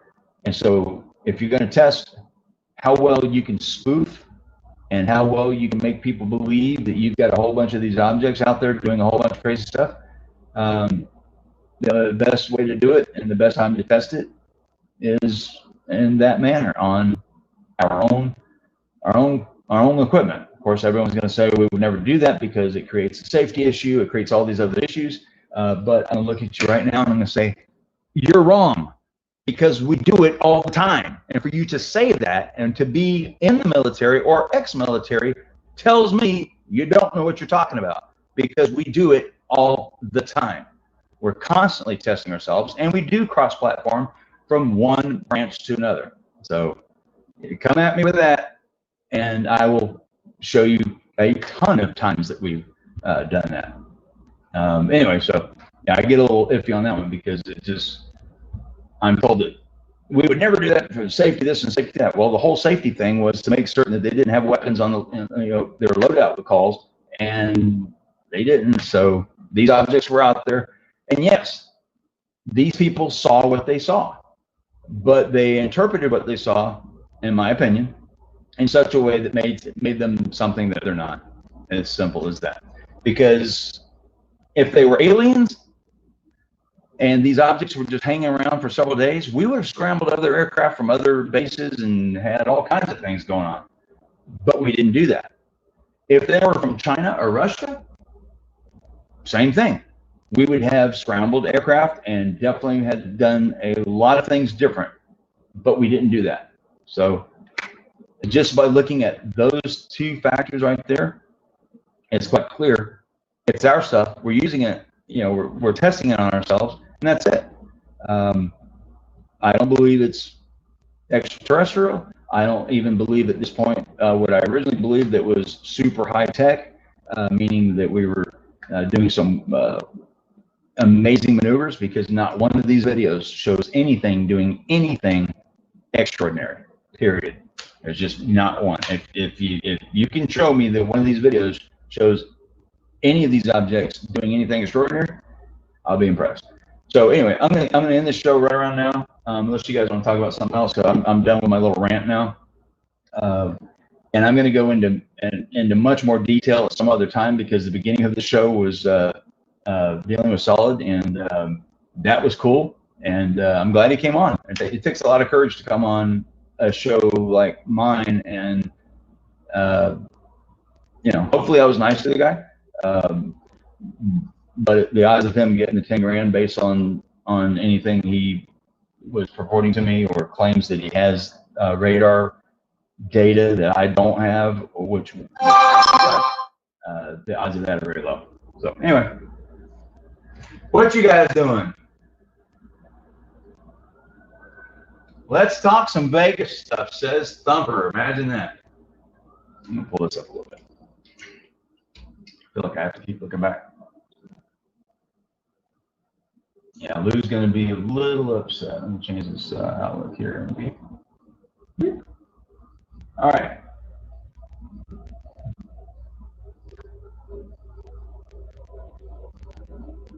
All right, guys. All right, JH is gone, and yeah, Thumper. Why? If we talk Vegas, to you,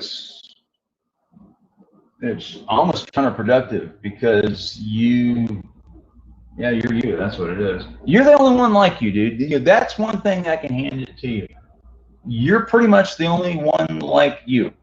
But your ability to hear how people talk and put people in those minutes during the Vegas shooting and whatnot. I mean, I think one of the videos you had me there.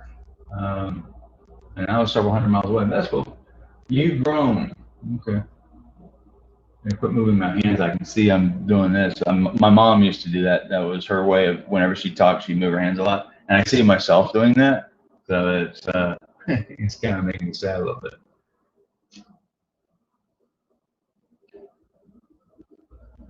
Yeah.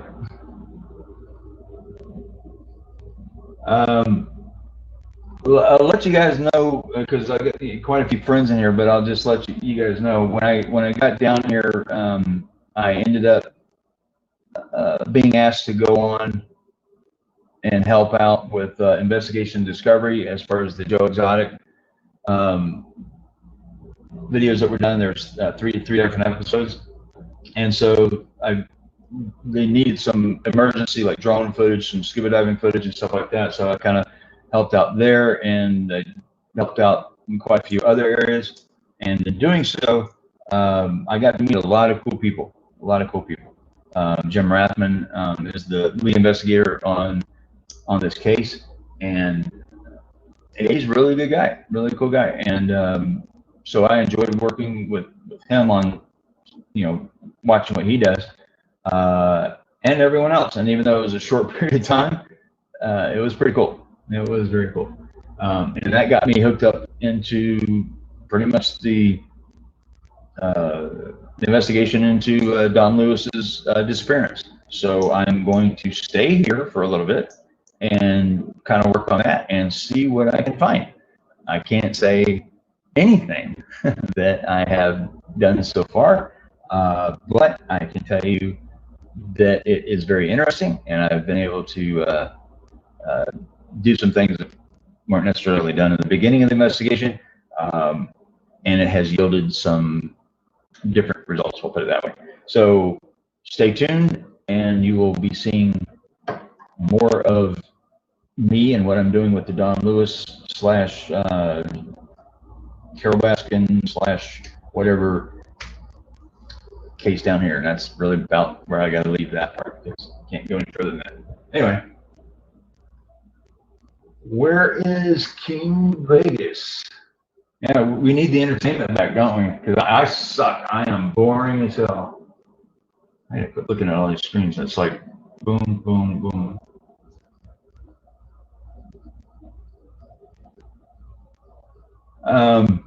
If you wanted, one thing about Vegas that's happening recently, obviously, we've got the settlement, the allocations that went out, and we're now in that limbo area in between. But we still have the bump fire stock manufacturer, Jeremy Cottle, who made the bump stocks. That lawsuit is still kind of there, but there has been some movement on that, where if the people that were suing the bump stock manufacturer, which is Slide Fire, if people would back off of their lawsuit against him, I guess to some degree, there's some other circumstances, that he in turn would not sue the victims fund. Problem is, he shouldn't have sued the victims fund to begin with, because Eric Paddock took all of the and I had lunch with Eric yesterday or the day before, by the way. But anyway, he shouldn't have sued to begin with, because he should have known, or his lawyer should have known, that the funds that were left over from the estate of Stephen Paddock were gifted into the victims fund. And for him to sue that, it's basically like the victims of the Las Vegas shooting being sued again, much like what Mandalay Bay or MGM did. It's just really stupid. Oh boy. Who wants to come in here and save me right now? Thumper, I'll even let you on this show. You want to come on? Just for fun?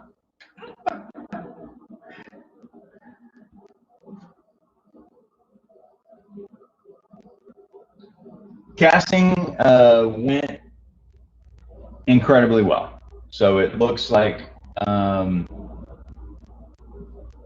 don't want to put the gift card out there, but it looks like I'll either be in another show and or possibly have my own show if we can craft it right, but that's what we're looking at right now. How come the parking lot footage on Ucker's, I'm not sure who Ucker is, on Ucker's show and not Hannity? He was right there in the parking lot. How come Hannity didn't cover the story? Well, Hannity didn't have the story. Keep in mind, the story came through Catherine. I gave her the information, blah, blah, blah. But that area where the church was, just outside the church parking lot, that is the area where they put a lot of the trucks for media. And so Hannity was there, but Tucker was there too, but Hannity was actually there more so. But Tucker came down and did his shows, and of course he did the shows with Catherine Lombardo, obviously the shows with Doug Papa. And by the way, if you guys haven't subscribed to Doug Papa, make certain you do that. He's got some really cool stuff he's working on for Vegas. So take a look at that.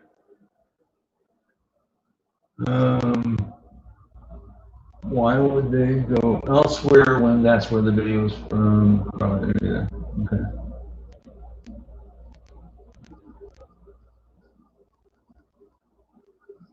I'm trying to go back here. If there's any questions you guys asked earlier, feel free to pop those up again. I'm going to wrap this up in about 5 or 10 minutes unless something changes. Or Joe Daniel can come in here. We can talk about going into Mexico and quite a few other things. I haven't talked to Joe in a while. Joe, by the way, I'll be up in Jacksonville probably Tuesday or Wednesday. I'll be heading up that way. So look for me around then.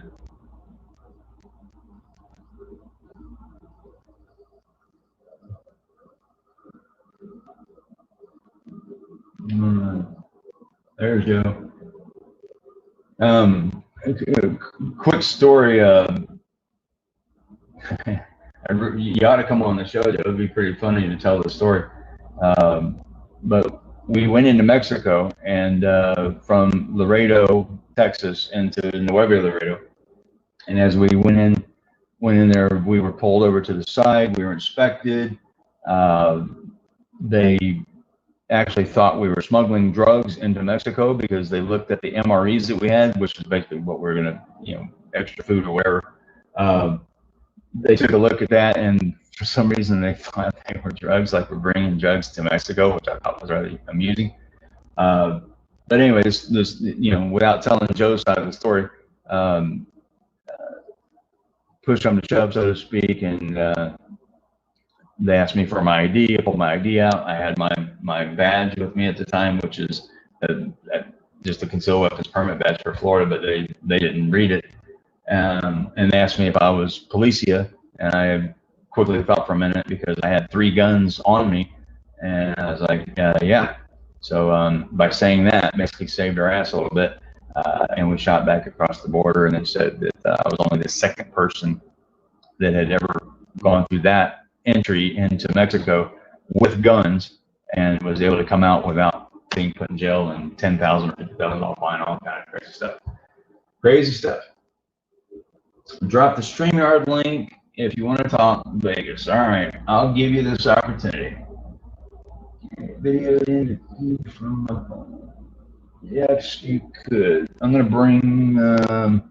This is probably a mistake, but. All right, here you go, Thumper.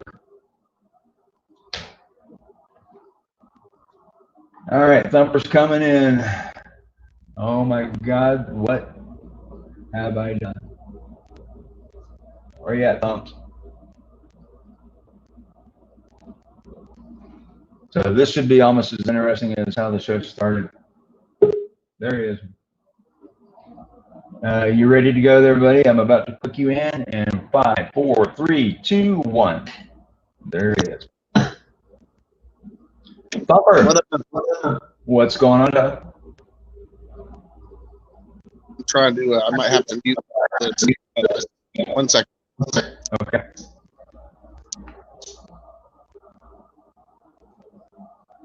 Joe, you can come in too if you like. I can have up to 10 people in here, no problem.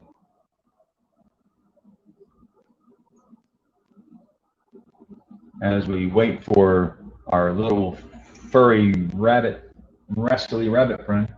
I'll put this over here. So Can you hear me, or is there an echo? I can hear you. Okay, what's up? How you doing, sir? Good, all right. Just wanted to get out of this Corona world for a minute and talk some Vegas real quick. All right. What you got? What part of Vegas you want to talk about? Other than the parking lot. When looking at, if there's, let's say, well, let's just say, if there's one person out of the 60 that isn't a real person or is somewhat made up, then what does that mean then? When you have one out of, it says, I mean, all 58 is, or does that just mean one of them are? Is that pretty much enough? As long as you're not saying the one that, or anyone for that matter, was not real, and you're going to imply that Melissa Ramirez was not a real person, you realize where you go with that. Well, over the years, I've grown to say more or less that what's laying in the parking lot for an hour and a half is not Melissa. I don't know, Melissa may have died somewhere else type of thing or whatever, but what's laying in the video for 2 hours to deliver the point home is not it's not a person at all. Or why the hell was there a battery hooked to her then? Well, you keep saying that, but you have not presented you haven't presented any evidence at all that. Oh yeah. No. You have to, if you present evidence, you have to make it concise or fairly clear. I mean, there's so much evidence in this case that I didn't even really present because I didn't have enough to say definitively what I thought it may be. That includes some stuff with Campos. But as far as you're saying a battery hooked up to her? Come on, dude. Seriously? No, not to her, but there was a battery there that dude picked up and had to move. And there was they're yanking all kinds of stuff at wires and stuff. They're pulling on all kinds of your video about, let's just stay with the battery for a second. I looked at your video, and remember when you said that that you thought it was my truck there, you could read the tags and stuff like that, which obviously you were full of shit when you said that. Well, yeah, there's a part of it that's humorous and like obviously, like you can't see those tags type of thing. But then there's a funny part that everyone knows you can't see the license plates in the video, so that part is all jokes, that. And then it gets down to like my serious points. Why did Hannity just make up in that chair, right there in that same exact spot? How is that possible? That whole parking lot, and there's spots on both sides, they landed right there, and then if that's the case and Hannity's down there getting his makeup done, doing a live in that cul-de-sac, how come he's not the one that aired it on his show? Why was it Tucker that aired it? And it looked like Hannity completely stepped off Vegas scene after that. All right, well, here's your actual answer. You ready? Yeah. The reason is because he had no clue that Melissa Ramirez had died at that spot. He was there on the 3rd. Right. I understand. Yep. That's correct. Yep. Tucker was not made aware of the video until November 9th. Yeah, but if Hannity was like, oh, I found the video on October 24th or 5th. Yeah. Hannity was there on October 3rd. Right. I'm just thinking like at Fox Studio, when this comes across Fox's, desk and they say, oh, well, Hannity was there. Let's have Hannity put it on his show. Why is it that Tucker had it on his show and Hannity said the fuck away? Because Hannity does the more current, the more this situation's happening right now kind of event. And, that's what he was doing. Tucker has a tendency of doing those stories as well, but he also does more long-term ongoing stories. And so when Hannity was kind of done with Vegas and had moved on and done whatever, because keep in mind, this was, what the hell is that noise? When Hannity was doing that show, he was long gone. So Tucker had picked up on some of that because he was looking at some of the conspiracy stuff or whatever. He pretty much, got over that. But Catherine Lombardo was his main point of contact for anything that to do legal and with the case, and Doug Papa as well. Yeah. Okay. Well, that's a possibility, but I just see like Hannity all of a sudden stepped off, covering it completely. Right when this all went down or whatever. So I don't know. But I could tell you I got a couple other ones there that are questions. You realize you had this same question, but I didn't bring out any of the good ones. 2 years ago. Oh, now you've got good ones. Okay, let's hear them. Well, you guys got all butthurt and you were Secrets was playing games and it wasn't the right. I guess it wasn't right. You know what I mean? We weren't getting anywhere, but. Okay. I just got a bunch of them. I got questions relating to the palm tree branch and the fact that you said that they didn't bring it in on purpose, or if you watch it, you can see him bringing it in, right? And you can see that it's either used as a point of reference or And it's used as you say anything about that palm, the only thing that comes to my mind is listening to Secrets basically berate your ass and handing your ass to you on that one. So, not really. Why? Because he yelled and screamed about it. He yelled and he threw a hissy fit and threw the chair and he got all mad. That's what made him beat my ass in the topic at hand. No, I destroyed him in that. And in your mind, just like what happened earlier, I'm sure in people's minds, they believe that they have won arguments and stuff like this. When reality comes around, and well, I love you, man. I mean, you are entertaining. You're still here, and I'm still here because I have not yet to this day had any proof that anyone has died yet, besides a makeshift little thing in the funeral or makeshift tombstone in the parking lot and a bunch of people talking on YouTube. I haven't gotten one legitimate proof that anyone died there. And then I look at what high school the list went to because you would think they'd have their high school. I haven't had anyone bring me any legitimate proof that anyone died. We don't have Paddock's voice, right? We don't have anything that has given me one feeling that I'm wrong. So I just can't. If once I can see that, then I'll probably move on. But I'm still to this day, much like others, a lot of people, they have not one thing that can make you feel like someone's passed away there. That's just me. And I don't want to say that, I'm still looking daily for shit that'll show that. You guys, there was no dead bodies on any of the videos that had been released early on by Nick Vegas and everything. There's not one dead body anywhere laying around. And so what do? Then this black and white video comes out and it shows what's laying in the parking lot for 2 hours straight to deliver the point home that there was a dead body. Like they finally made a video about someone actually showing a dead body. So they just it just doesn't make sense to me, dude. It really doesn't. I just want to know. I don't know. You can watch any body cam out there and laugh your ass off because the shit ain't even realistic and it's redacted and there's squares and blurs and boxes and you can't really do that to body cam like that.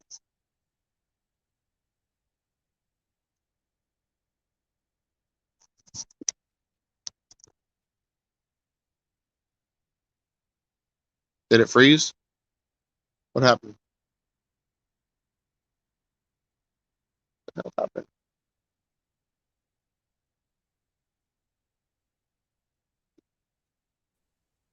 Okay, there we are. What the hell? Hello. All right, we'll turn the volume down. Okay. I don't know how much now, right? you got. Yeah, I don't know how much of that you got. Let me kill this other entity. I guess the battery died on the other phone, and so I had to switch phones real quick. And we will remove that. Goodbye. Right? There we are. Anyway, in a nutshell,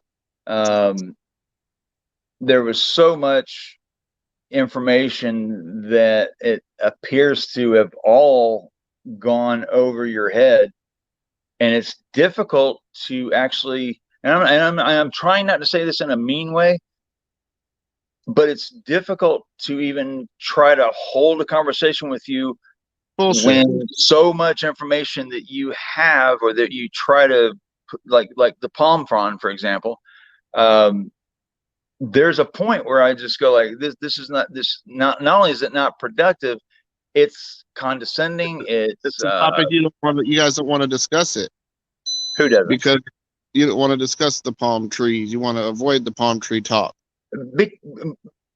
How many other investigative reporters or anyone else has brought up the palm frond by saying that was a prop that was placed on the ground so that the actors would know where to stop? It was brought in for something. They had it holding it behind their back, and then they dropped it in the scene. So they brought it in. So the palm frond. So if I walked out my door right now and I saw a palm frond on the ground, I'm supposed to think that is. I'll clear it up for you. Yeah, because I was just on set like a couple of weeks ago, and I don't remember seeing any palm fronds on the set of the show that I was on. If you have security camera footage, let's say of Hannity or somebody getting makeup done in a parking spot, and then after that, let's just say there's a CCTV video that's made, and then the palm tree branch is used as a point of reference. They brought the palm because there was a palm tree branch on the Hannity makeup video. So in order to make that match, you bring the palm tree branch in. They bring the palm tree branch into this scene, and that way it looks like it was done after the third. And then Hannity did something on camera, or if somebody did something on camera that was unseen, and then that's how we got it on Fox. Hang on, I gotta check for keys for somebody. I do not see them. A little bit of emergency. I got a 911 text. I do not see keys.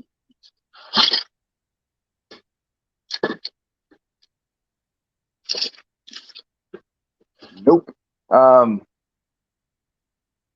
him no real quick. Anyway, so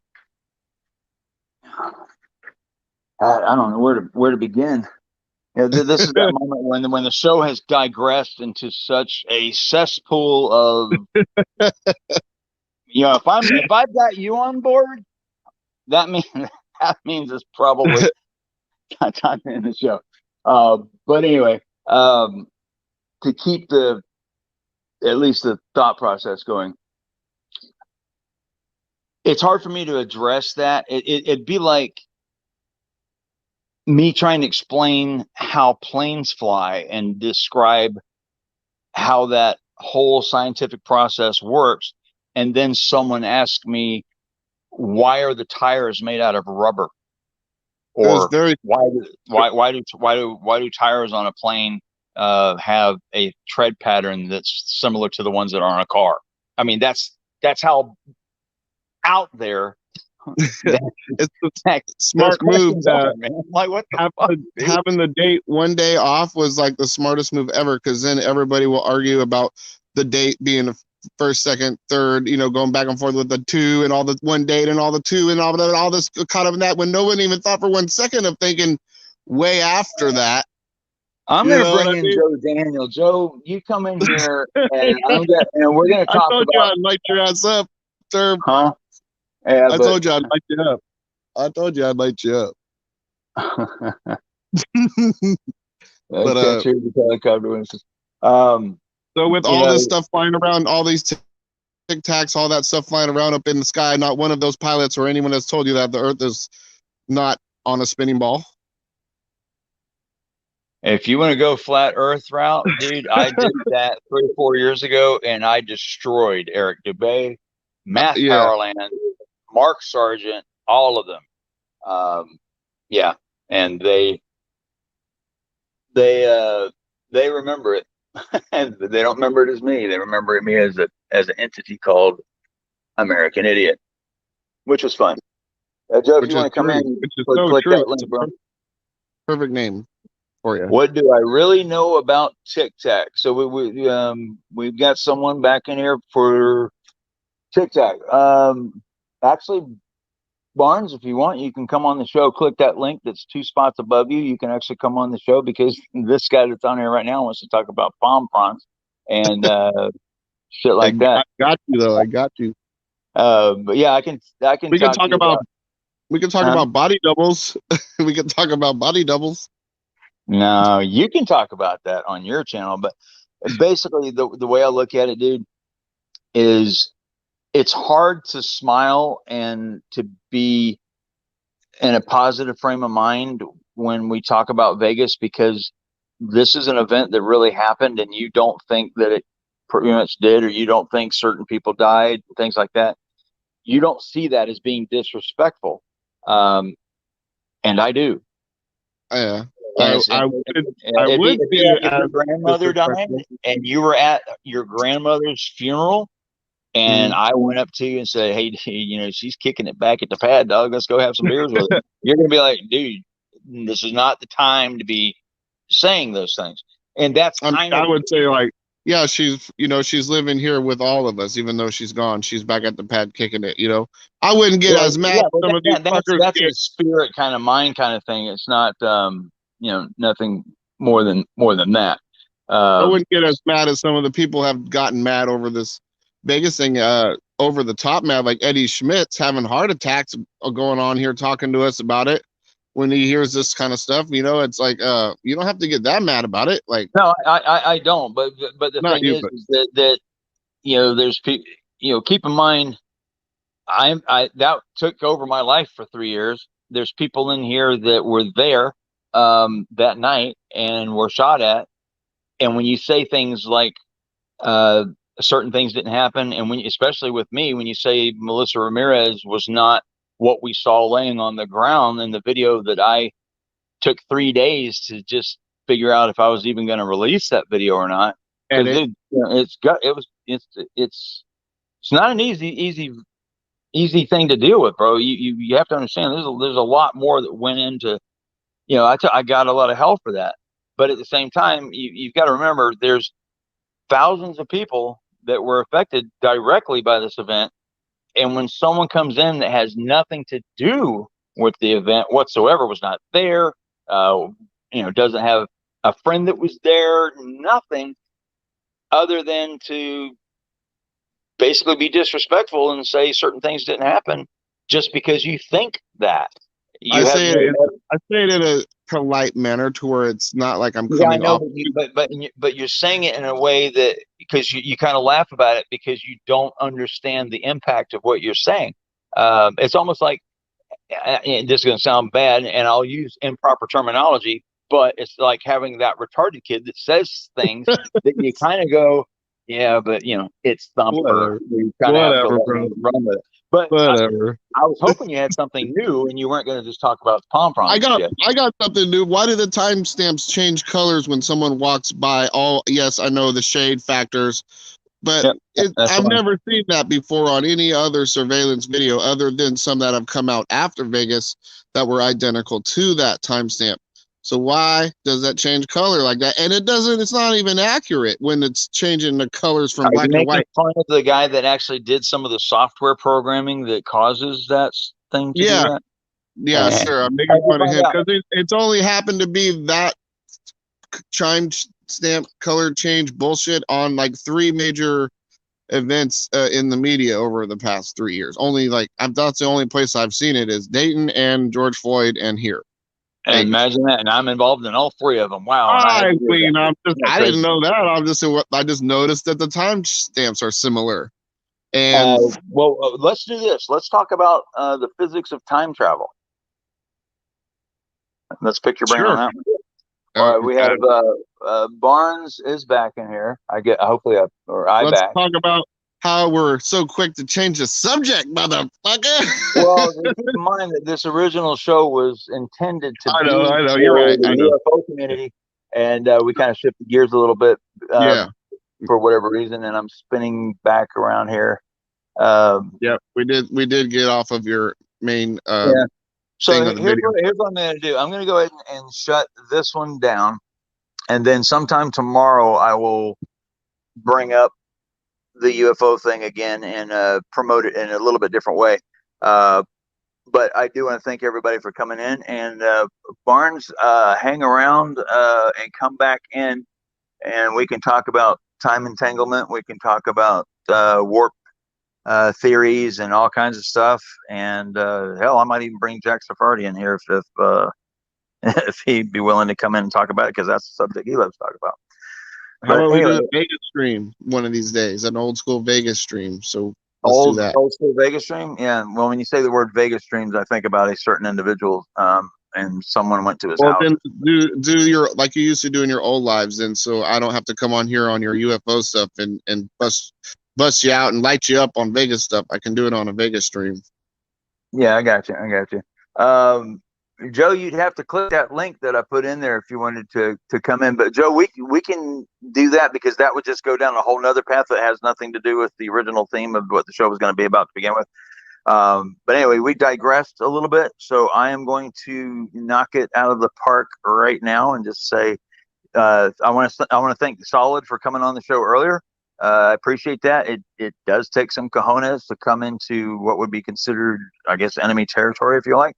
And I would have no problem going on any other person's show to present, what I feel is accurate information in regards to those 3 videos. That if those 3 videos were in fact what we hoped they would have been, the world would be a different place right now, and it's not, and that's unfortunate. I was hoping we would have some sort of disclosure by this point, but we're not going to get it.